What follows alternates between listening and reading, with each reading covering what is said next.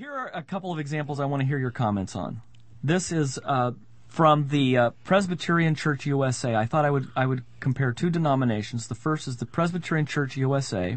Recent General Assembly and several General Assemblies since 2004 have been working very hard on resolving comprehensive legalization programs for immigrants to decide domestic policy, not as to how the church is going to help and care for the poor and needy, including immigrants, but creating public policy with the coercion of the state behind it. We elect state and federal officials to make those determinations. Yep. The resolution includes opposition to walls, an addition of more agents on the border, a guest worker program with a path to permanent residency, and calls upon the denomination to encourage Presbyterian legislators serving in the House and Senate actively to work across party lines to defeat this proposed legislation while actively working across party lines to achieve more amicable legislation that resolves the conflicts surrounding immigration policy issues. Then I came across the denomination's decision with regard to the Israeli-Palestinian conflict. They have made very, very strict determinations about how that should go. And then, what do they have to say on the new perspective? Yeah, nothing. Oh, okay. Yeah, nothing particularly of a theological nature. Oh, what? Okay. Get a hold of yourself, Ken. It's a church.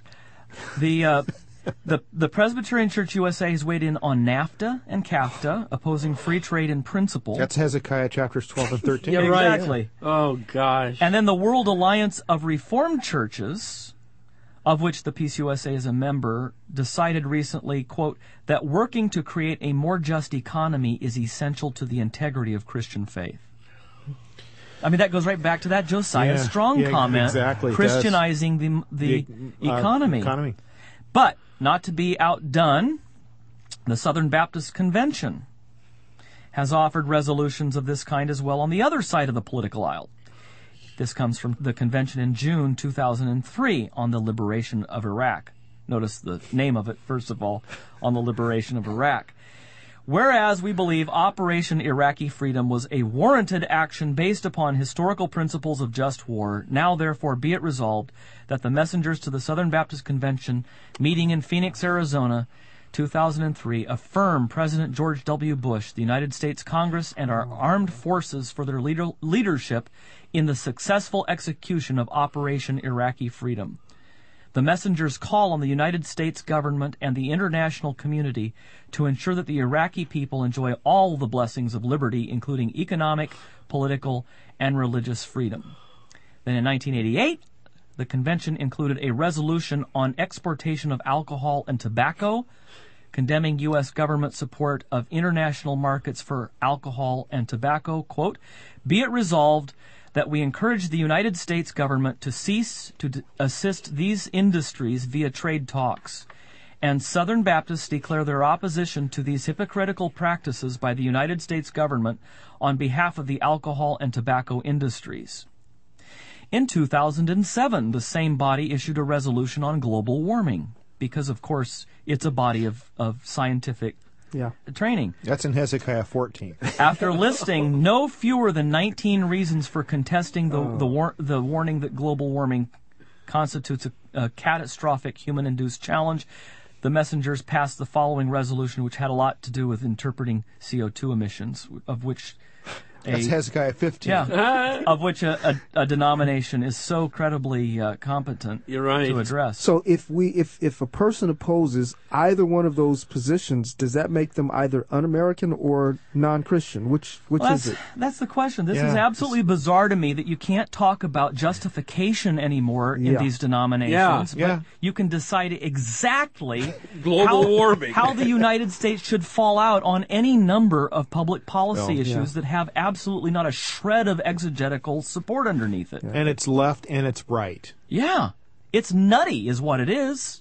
Yeah, folks, we're being distracted. Yes. Yeah. This is not to say that a Christian... Here's what we do in our tradition. We'll net it out for you as we got to wind this thing up.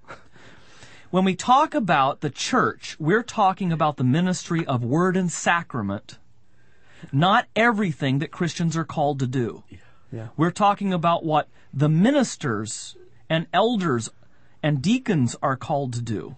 That's what we're talking about, and what the Christians are called to receive. And those things we are to be of one mind. Yes. And then, as we are built up into one body, we are equipped as Christians. We go out on Monday to be scattered into the world as salt and light. That is when we talk about vocations. Not the church and its work, but secular vocations and their legitimate place in God's economy.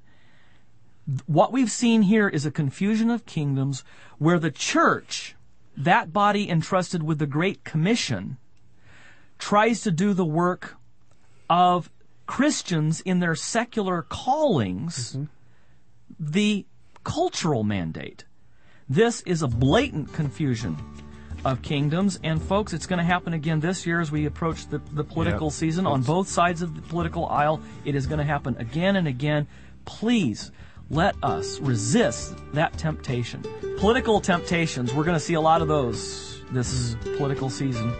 And we hope that you will not be distracted from Christ. Be a good citizen and also faithfully attend to God's Word. And let the church be the church. Let the state be the state. We look forward to being with you again next week on The White Horse Inn. For more information about the things you heard on today's program, head to whitehorseinn.org. There you'll find links to relevant articles from our magazine, Modern Reformation, as well as book recommendations and other resources. The address again is whitehorseinn.org. That's whitehorseinn.org. We'll see you again next week at The White Horse Inn.